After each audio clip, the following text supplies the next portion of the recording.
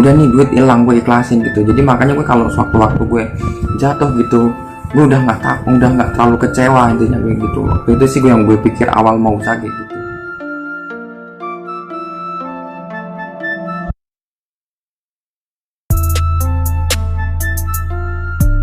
Halo Gan, di sini gue mau berbagi cerita pengalaman gue pertama kali buka usaha. Gue buka ini pertama kalinya adalah ayam geprek. Kenapa waktu itu gue milih ayam geprek? Bukan memilih ya, karena waktu itu gue lihat iklan di OLX, ternyata ada ayam geprek yang udah berjalan di sebuah kantin kampus begitu kan. Akhirnya gue kepikiran overali, jadi dia nawarin overali, akhirnya gue ambil tentu dengan berbagai pertimbangannya. Kenapa gue beli overali, kenapa nggak gue bikin ayam geprek sendiri atau usaha kuliner yang lain atau apa itu. Sebelumnya gue cerita awal kenapa memilih usaha kuliner, karena kan tadinya kan gue kerja di pabrik. Jadi gue kerja itu dari lulus SMA. Untuk terakhir kerja itu udah 7 tahun di pabrik, udah cukup betah, udah cukup lama.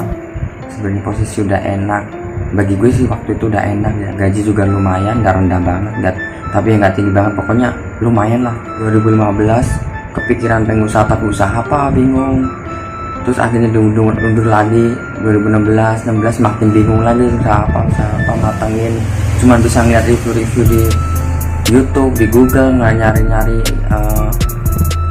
contoh-contoh usaha apa, contoh-contoh dagang apa yang bisa ini. 2017 pengen resign tapi masih bingung juga mau ngapain. Akhirnya 2018 tuh nyatekan bahwa gue nggak mungkin nunda terus gitu. Dan mau nyampe kapan, umur makin bertambah, sedangkan pengen sukses lebih muda gitu. Akhirnya 2018 tuh tekad bahwa 2019 awal itu harus punya usaha. Makanya itu akhirnya gue 2019 awal itu tekad untuk resign dari tempat kerja. Gue ngerasa rugi aja gitu kalau gue udah rajin, udah disiplin, udah ngikutin aturan, udah kerja udah maksimal, gunain pikiran, tenaga dan lain, tapi nggak ada hasilnya gitu di kerja di pabrik gitu-gitu aja gitu. Paling-paling kalau paling bagus pun kita atasan kita dulu yang naik, jadi gajinya naik, posisinya naik, baru kita dulu kan, nggak mungkin kita dulu beratasan kita gitu. Intinya gue kayak lebih baik gue kerja keras, kurang tidur, mikir keras, apa banting tulang segala macam, tapi demi ngebangun usaha gue sendiri gitu. Nah gue pengennya begitu, makanya itulah motivasi gue buka usaha tuh begitu. Akhirnya kan dengan berbagai pertimbangan gue tuh milih kuliner, karena pertama suka masak gitu ya. Apapun usahanya pasti intinya mah kita harus suka dulu kan, karena gue suka masak ya udah. Terus kalau kuliner itu kan setiap orang pasti makan, dalam waktu seminggu orang beri makanan kita bisa jadi kemungkinan bisa 2 kali, 3 kali atau 5 kali, atau paling nggak sekali gitu. Beda lagi kalau kita dagang sepeda misalkan, mungkin dia akan beli hanya setahun sekali, apa paling bagus 6 bulan sekali kan, nggak tiap hari gitu. Nah itu yang karena gue takut resiko, jadi itulah berbagai pertimbangan yang gue ambil. Akhirnya gue pilih kuliner. Kebetulan di OLX waktu itu ada yang jual overali ayam geprek. Akhirnya gue ambil, gue beli itu, usaha itu yang udah berjalan 2 tahun. Akhirnya gue ambil, gue pikir ya karena gue masih kerja kan, takut, namanya awal buka usaha kan takut resiko, takut segala macam, takut rugi, gimana caranya, gimana mulainya. Menurut gue overall itu udah cara paling aman dan ngurangin rasa takut gue gitu. Itu makanya gue kenapa akhirnya milih overali. Pertama kali buka overali itu ayam geprek itu tuh tanggal 7 Februari 2019. Jadi gue tuh Januari 2019 itu resign dari kerja. selang berapa minggu kemudian, 2 minggu kalau nggak salah, itu langsung buka ayam geprek itu. Jadi gue cuma di training sama owner pertama itu sekitar 3 hari atau 2 kali pertemuan, lupa lah, mungkin 3 kali pertemuan kalau nggak salah. Akhirnya dilepaskan.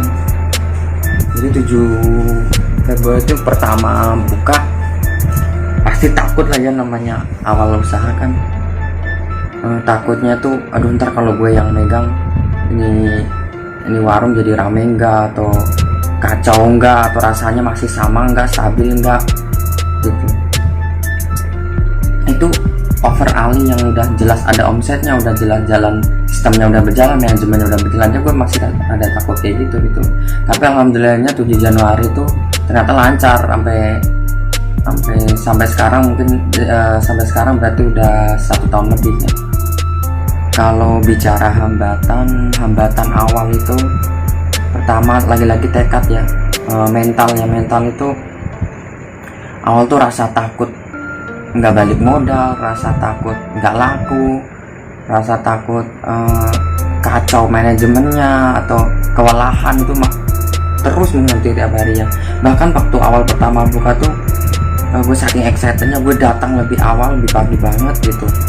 Terus kalau bicara masalah overall kan harusnya udah minim resiko ya, karena udah manajemen udah berjalan, omset udah ada,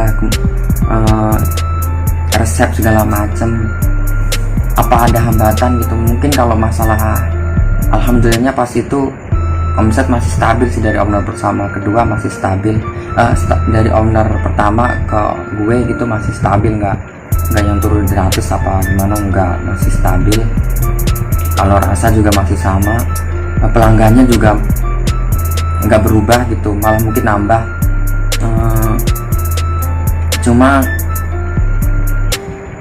hambatannya malah bukan dari itu sih, kayak karena waktu itu gue keteteran ya, jaga sendiri gitu. Akhirnya gue kan bayar orang, ternyata nggak segampang yang gue pikir gitu. Dan kita tinggal nyari orang terus kita bayar, akhirnya dia betah, itu nggak kayak gitu. Ternyata susah, nggak setiap kita nyari lowongan,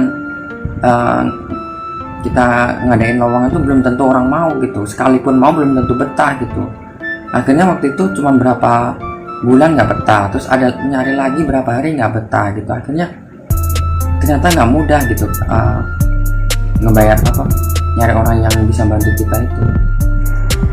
Terus di bulan ketiga, jadi Februari, Maret, April kalau nggak salah, Mei gitu, Mei kalau nggak salah, itu ada aja ya masalah tuh, ada aja gitu, yang kayak kulkas rusak. Akhirnya gue ngeluarin lagi biaya lagi kan. Terus ternyata ada yang kurang beli peralatan ini, peralatan itu. Jadi dari situ gue pikir bahwa kalau punya usaha itu emang harus ada uang darurat, harus ada dana darurat gitu, harus ada dana darurat gitu.